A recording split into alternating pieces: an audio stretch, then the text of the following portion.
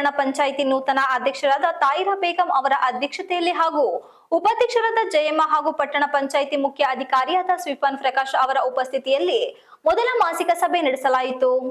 ಆಲೂರು ಪಟ್ಟಣ ಪಂಚಾಯಿತಿಯಲ್ಲಿ ಪದೇ ಪದೇ ಮರುಕಳಿಸುತ್ತಿರುವ ಪಾರ್ಕಿಂಗ್ ವ್ಯವಸ್ಥೆ, ಸ್ವಚ್ಛತೆ, ಕೋಳಿ ಅಂಗಡಿಗಳ ಬಗೆಹರಿದ ಸಮಸ್ಯೆಗಳು ಮಾಸಿಕ ಸಭೆಯಲ್ಲಿ ಸದಸ್ಯರುಗಳಾದ ಹರೀಶ್, ಧರ್ಮ, ಸಂತೋಷ್ ಮೊದಲಾದವರು ತಾಲೂಕಿನ ಸರ್ಕಾರಿ ಆಸ್ಪತ್ರೆಯ ಮುಂಭಾಗ ಹಾಗೂ ಮುಖ್ಯ ರಸ್ತೆಯ ಎಡಬದಿಯಲ್ಲಿ ಅವೈಜ್ಞಿಕವಾಗಿ ಪಾರ್ಕಿಂಗ್ ಮಾಡುತ್ತಿರುವುದರಿಂದ ಸಾರ್ವಜನಿಕರಿಗೆ ಹಾಗೂ ವಾಹನ ಸವಾರರಿಗೆ ಪ್ರತಿನಿತ್ಯ ತೊಂದರೆಗಳಾಗುತ್ತಿದೆ. ಹಾಗಾಗಿ ವೈಜ್ಞಾನಿಕವಾಗಿ ಕೂಡಲೇ ಪಾರ್ಕಿಂಗ್ ವ್ಯವಸ್ಥೆ, ದಿನನಿತ್ಯದ ತರಕಾರಿ ಮಾರುಕಟ್ಟೆ ಹಾಗೂ ನಗರದ ಸ್ವಚ್ಛತೆ ಬಗ್ಗೆ ಹೆಚ್ಚಿನ ಗಮನ ಹರಿಸಬೇಕಾಗಿ ಅಧ್ಯಕ್ಷರ ಮುಂದೆ ಸಭೆಯಲ್ಲಿ ಚರ್ಚಿಸಿದರು. ಹಲವಾರು ವರ್ಷಗಳಿಂದ ಯಾವುದೇ ತೆರಿಗೆಯನ್ನು ಕಟ್ಟದೆ, ಪರವಾನಗಿಯನ್ನು ಪಡೆಯದೆ ಅನಧಿಕೃತವಾಗಿ ಕೋಳಿ ಅಂಗಡಿಗಳನ್ನು ನಿರ್ಮಿಸಿಕೊಂಡು ಕಾನೂನಿನ ಮೊರೆ ಹೋಗಿರುವ ಕೋಳಿ ಅಂಗಡಿಗಳ ವಿರುದ್ಧವೂ ಸದಸ್ಯರು ಸಭೆಯಲ್ಲಿ ಚರ್ಚಿಸಿ ಮುಖ್ಯ ಅಧಿಕಾರಿಗಳಿಗೆ ಹಾಗೂ ಅಧ್ಯಕ್ಷರಿಗೆ ಅವುಗಳ ಬಗ್ಗೆ ಸೂಕ್ತ ಕ್ರಮ ತೆಗೆದುಕೊಳ್ಳುವಂತೆ ಹಾಗೂ ಕೋಳಿ ಅಂಗಡಿಗಳಿಗೆ ನೀಡಿರುವ ನೀರಿನ ಸಂಪರ್ಕ, ವಿದ್ಯುತ್ ಸಂಪರ್ಕ ಹಾಗೂ ಕಸ ವಿಲೇವಾರಿಯನ್ನು ಸ್ಥಗಿತಗೊಳಿಸುವಂತೆ ಒತ್ತಾಯಿಸಿದರು. ಮತ್ತೊಬ್ಬ ಸದಸ್ಯರಾದ ಸಂತೋಷ್, ಕೆಲ ದಿನಗಳ ಹಿಂದೆ ಭಾರಿ ಮಳೆಯಿಂದಾಗಿ ಶಿಥಿಲಗೊಂಡು ಮನೆ ಕಳೆದುಕೊಂಡವರಿಗೆ ತುರ್ತು ನಿರ್ವಹಣಾ ವೆಚ್ಚವನ್ನು ಭರಿಸಬೇಕು. ಈ ಬಗ್ಗೆ ಶಾಸಕರು ಸಾಲ ನೀಡಿದರೂ ಯಾವುದೇ ರೀತಿಯ ಆರ್ಥಿಕ ಸಹಾಯ ಮಾಡದಿರುವುದು ಬಗ್ಗೆ ಅಸಮಾಧಾನ ವ್ಯಕ್ತಪಡಿಸಿದರು. ಪಟ್ಟಣ ಪಂಚಾಯಿತಿಯಲ್ಲಿ ಎಷ್ಟು ಬಾರಿ ಸಭೆ ಕರೆದರೂ ಪದೇ ಪದೇ ಮರುಕಳಿಸುತ್ತಿರುವ ನಗರದ ಮುಖ್ಯ ರಸ್ತೆಯಲ್ಲಿ ಪಾರ್ಕಿಂಗ್ ವ್ಯವಸ್ಥೆಯ ಸಮಸ್ಯೆ ಪಟ್ಟಣ ಪಂಚಾಯಿತಿಗೆ ಸಿಂಹ ಸ್ವಪ್ನವಾಗಿದೆ. ಪ್ರಭಾವಿಗಳ ರಸ್ತೆ ಹಾಗೂ ಫುಟ್ಪಾತ್ ಒತ್ತುವರಿಗಾಗಿ ಪಾದಚಾರಿಗಳಿಗೆ ಪಾದಚಾರಿ ರಸ್ತೆ ಇಲ್ಲದಂತಾಗಿದೆ. ವಾಹನ ಸವಾರರಿಗೆ ಪಾರ್ಕಿಂಗ್ ವ್ಯವಸ್ಥೆಯೂ ಸಹ ಇಲ್ಲದಂತಾಗಿದೆ.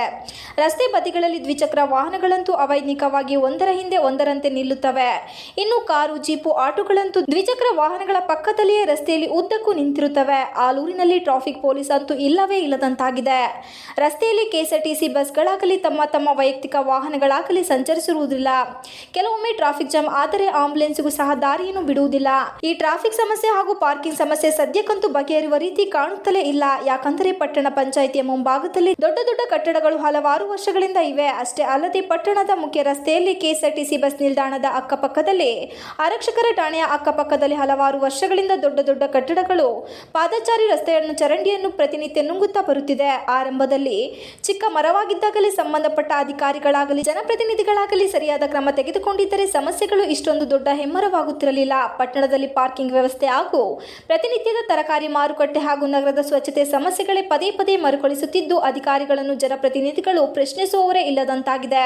ಇಂದು ಖಾಲಿ ಇದ್ದ ಜಾಗದಲ್ಲಿ ಕತ್ತಲೆ ಕಳೆದು ಬೆಳಕಾಗುವಷ್ಟರಲ್ಲಿ ಹೊಸ ಕಟ್ಟಡಗಳು ಹುಟ್ಟಿಕೊಂಡು ತಮ್ಮ ವ್ಯವಹಾರವನ್ನು ಸುಸೂತ್ರವಾಗಿ ನಡೆಸುತ್ತಲೇ ಇರುತ್ತವೆ. ಆದರೆ ಕಾನೂನಾತ್ಮಕವಾಗಿ ಅರ್ಜಿ ನೀಡಿ ಪರವಾನಗಿ ನೀಡುವಂತೆ ಮನವಿ ಮಾಡಿದವರ ಅರ್ಜಿಗಳು ಅಧಿಕಾರಿಗಳ ಟೇಬಲ್ನಲ್ಲಿ ಅಥವಾ ಕಸದ ಬುಟ್ಟಿಯಲ್ಲಿ ನಶಿಸಿ ಹೋಗುತ್ತಿವೆ. ಇಷ್ಟೆಲ್ಲ ಆದರೂ ಯಾವುದೇ ಅಧಿಕಾರಿಗಳಾಗಲಿ ಜನಪ್ರತಿನಿಧಿಗಳಾಗಲಿ ಎಲ್ಲವೂ ಕಂಡರೂ ಕಾಣದಂತೆ ಇರಲು ಕಾರಣವೇನೋ ತಿಳಿಯುತ್ತಿಲ್ಲ.